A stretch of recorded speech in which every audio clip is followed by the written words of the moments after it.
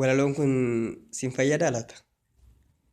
Ofittan barreesse tarii yoo sin fayyades dhaggeeffadha.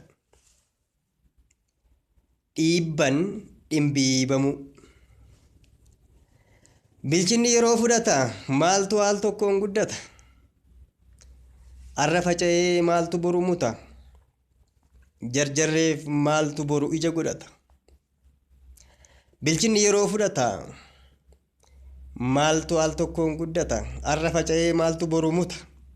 Jarjarreef maaltu dafee ija godhata? Namuddiin mataa koo lakkii mee bilchaachuu kee of shakki. Ajaja keetiin socho'uu miilliif harki mee nan daddarbinii fageessi argi. Namuddiin mataa koo lakkii mee bilchaachuu kee of shakki. Ajaja keetiin socho'uu miilliif harki mee nan daddarbinii fageessi argi. Dubbii namaatiin harkifamtee haalotatti mammakamtee asumatti nanaannoftee namootatti of madaaltee bilchaadheera ofiin jetta hubataa of fakkeessita dubbachuu sirriitti beekta namoota sirriitti qeeqxa. Dubbii namaan harkifamtee haalotatti mammakamtee asumatti nanaannoftee namootatti of madaaltee bilchaadheera ofiin jetta hubataa of fakkeessita dubbachuu sirriitti beekta namoota sirriitti qeeqxa. Sadarkaa jechaatiin miti bilchinni jireenyaan mirkanaa'a guddinni. Lakkii mataa koo namuddini suuta suutaa jijjiiramni.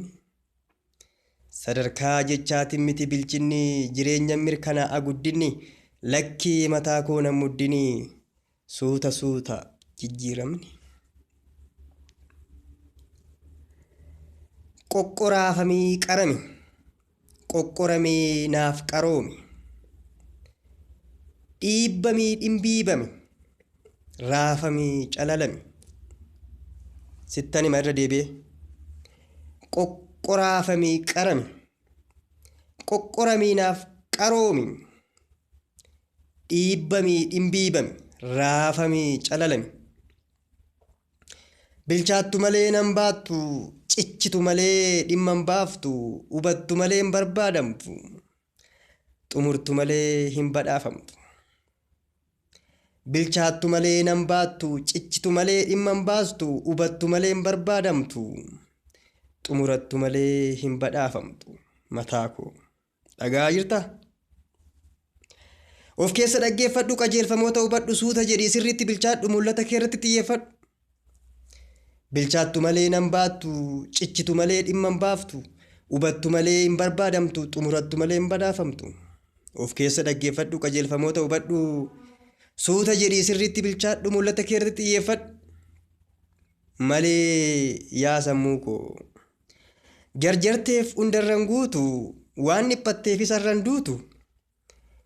Akkasuma seeruma bilchinaatu of sortus wanjoo bilchinaan cabsitu. Malee yaa mataa koo jarjarteef hundarran guutu waan dhiphatteef isamman duutu. Akkasuma seeruma bilchinaatu of sortus wanjoo leenjii hin cabsitu. Dhageessee mataa koo. Malee yaa mataa koo jarjartus hundi har'a hin guutu waan dhiphatteef isamman duutu. Akkasuma seeruma bilchinaatu of sortus wanjoo leenjii hin cabsitu. Galatooma.